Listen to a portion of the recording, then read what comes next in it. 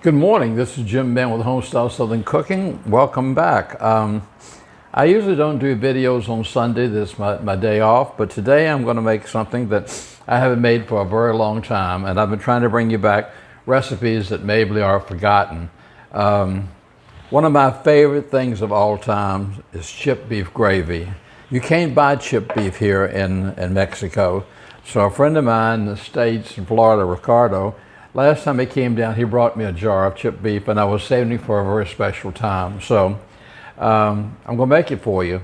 The first mention of stewed chipped beef was like in 1910 in the Army cookbook, so it goes back quite a ways.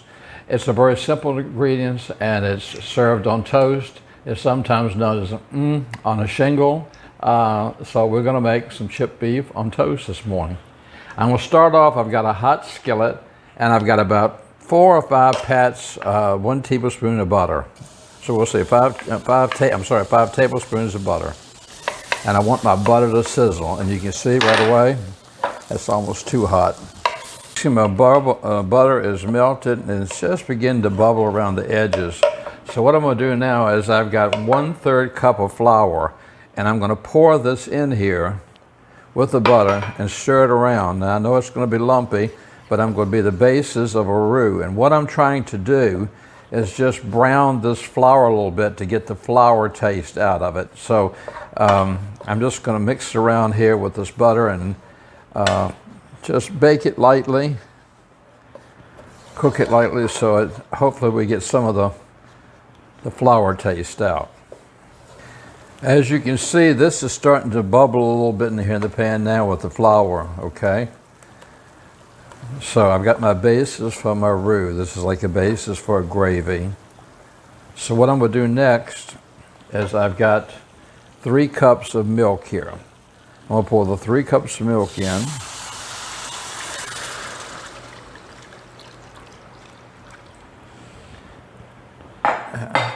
And now I got to really start stirring to get this all incorporated, mixed up.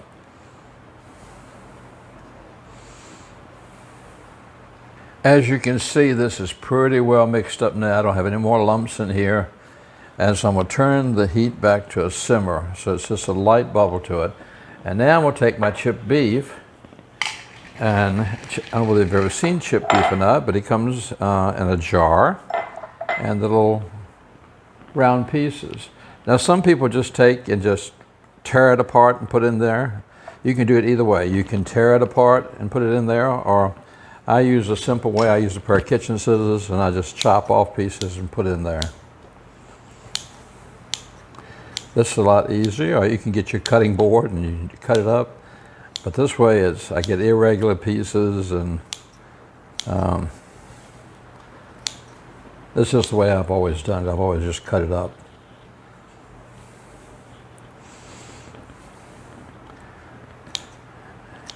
I remember my grandmother used to make this, and she would fix fried eggs, and it was a staple. Back in the 1960s and 50s, people had chipped beef gravy for dinner. They would sometimes add a can of peas or corn to it. So it was something that it was more than just a breakfast meal.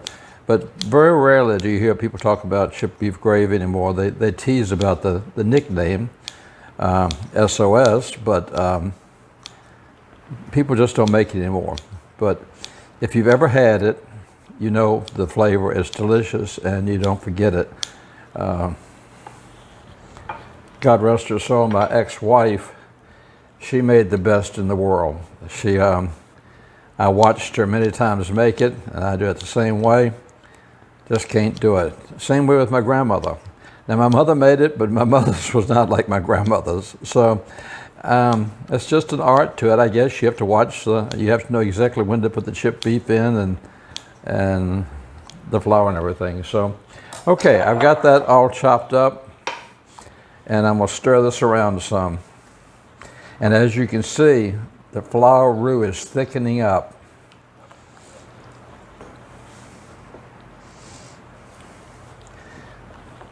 Now I want to keep this on a simmer for about 3 or 4 minutes. At this time, I take some pepper.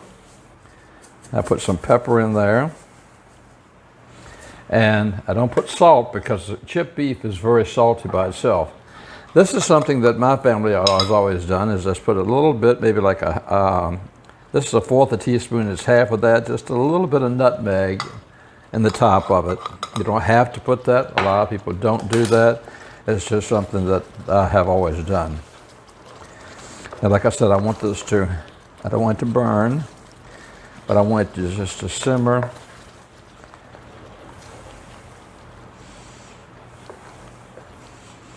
For just a few minutes. So I'm going to cook this for a few minutes. Okay, in the meantime, I've got 2 pieces of bread that I'm going to go ahead and put in my toaster. Now, if this starts looking like it's getting too thick, you can add just a little bit of water to it. You want it to be like a gravy consistency. But sometimes the flour will really thicken up on you. But the whole idea is you want to keep it cooking for like 3 to 5 minutes, so the chipped beef has it able to cook in with the sauce. As you see, I'm having my morning coffee, and I've got my Christmas mug because I believe that there should be a little bit of Christmas in every day. So, like I said, I usually don't do videos on Sunday, but this was one of those old recipes that has been lost and forgotten, and I wanted to bring it to y'all this morning so you could see.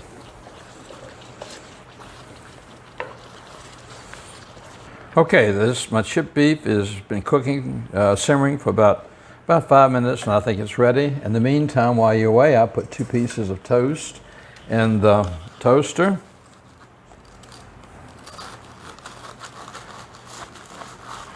Slice those, layer those on my bread, on my plate.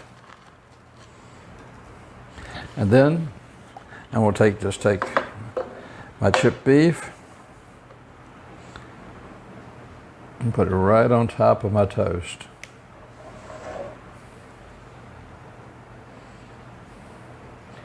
And my friends, that is what's for breakfast this morning.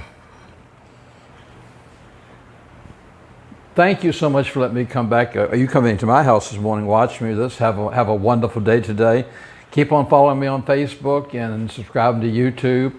I'm so glad that you're out there. You're my family and my friends, and I appreciate you. Have a glorious day. Until next time, this is Jim in Mexico saying take care of yourself and God bless.